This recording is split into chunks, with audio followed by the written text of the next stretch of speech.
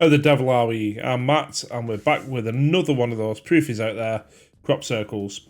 Not sure where I stand. I think 99% of them are all man-made. People out in the field, time on their hands, plank of wood, bit of string. There's the odd one or two though where you go, not sure about that. Let's take a look at this one. September 1st, 1974, Langenburg, Saskatchewan, Canada. It's mid-morning, and 36-year-old farmer Edwin Fuhr is working his land when he says he notices 5 saucer-shaped objects spinning by the edge of his field. After about 15 minutes, Edwin says they shoot into the sky and disappear. When he approaches the area, he finds this.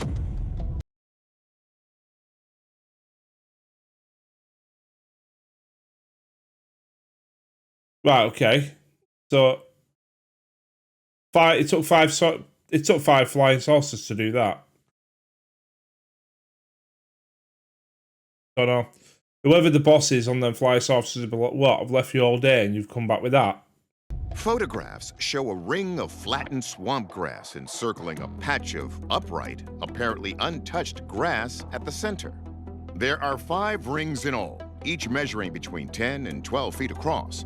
Overnight, Edwin and his photos become international sensations, and officials took the sighting so seriously that it became one of the most documented UFO cases in Canadian history. That's what I mean. It doesn't take much, does it? I mean, I'm not saying it's not genuine, right? I'm not going to jump on it like 3 minutes in going, yeah, it's all bollocks. But what I'm saying is it's like one of the most documented cases in the history. And all it took was some flat grass and one bloke to say, I saw 5 flying saucers. This incident was reported to local law enforcement. The Royal Canadian Mounted Police, the RCMP, actually investigated this, and they could not say conclusively that this was a hoax. The RCMP report characterized Edwin as a reliable individual, and further testing also seemed to support his account. Okay. There were soil samples obtained immediately after the incident. Upon further examination, they apparently were able to isolate a black substance that appeared to them, at least superficially, as being burnt by some sort of heat source. Oh, first thing is, like, is Lou Elizondo now going to be on the proofies out there quite consistently? Like, is this a regular spot? Because that'd be quite interesting if that's the case. Is he on there because it was part of his investigation of part of ATIP? I don't know. Black substance. Give us more substance. Sound alien? Many people think so, but not everything that comes from the sky and leaves a mark is from another world. I remember reading a historical report from the early 1970s where in the Midwest we were testing a particular rocket. The launch went perfectly. You had booster separation, and one of the rings to the rocket engine was naturally very hot. And when it landed, it actually scorched the earth and started a fire in a farmer's field. Hope he got compensation for that. Word of Edwin's sighting got out. Thousands flocked to his farm.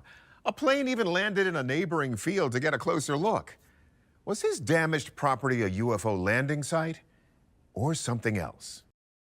Did he start selling tickets by any chance? The horizontal landing and takeoff of a conventional aircraft clearly wouldn't leave a circular imprint like we see here. Sometimes they have to state the bleeding obvious, don't they? So we first ask if this could have been caused by a vertical takeoff and landing aircraft. Not sure what 5 Harrier jump jets would be doing hovering over a guy's field.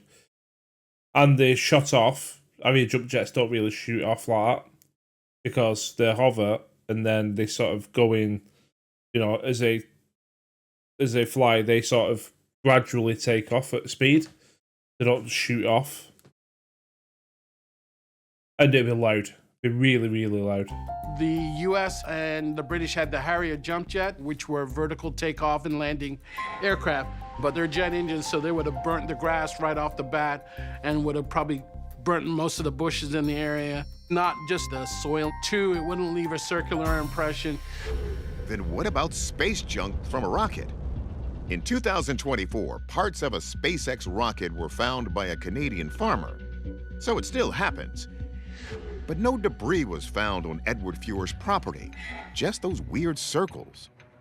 When you look at images like this, our mind harkens back to all the crop circles we see around the world. Now, crop I mean, some of them are impressive like that. You look at it and you go, if they actually appeared overnight, it must have been a massive effort. There must have been quite a lot of people involved in building that. If that was just an overnight thing. But sometimes you only have the word of the farmer or somebody local to say, it wasn't there yesterday, honestly. But for all you know, someone could have been working on that for a week. circles are large-scale radial patterns made of flattened crops. They popped up across England in the mid to late 20th century. While many assumed they were marks made by UFOs, the evidence suggests otherwise. Usually what we'll see is someone physically went and stepped on the grass with planks of wood on their feet. And they measured it out with ropes and just kind of drew out some kind of symbology. But the Langenburg circles are different. They lack that precise geometry, which is the telltale sign of human handiwork. Instead, these rings have a soft, wind-swept shape. When you look at a flying saucer, you can imagine that spinning rapidly. It could Right, so the fact that they don't look that polished means that they are more natural. Makes sense. have some type of effect on the grasses here. And there's that strange soil sample which contained an anomalous black precipitate that scientists could never explain. The rest of the soil samples in the field, they turned up normal. It's just the soil samples where the circles were that showed up as abnormal or inconclusive. We don't Inconclusive. You not go back and take some more samples until it is conclusive. Are you saying we don't know what the substance is, so that's what we're gonna have to be happy with that? know the answer. If Edwin Fuhr is to be believed, it was real. Our verdict? Possible UFO. The case has become so famous in Canada that it's earned its very own commemorative coin from the Canadian Royal Mint. Not a bad way to be remembered.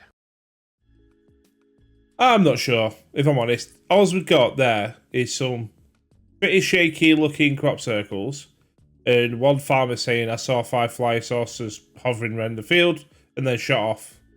So you got one person's testimony and some shaky crop circles. Is that enough to be like one of the most famous cases?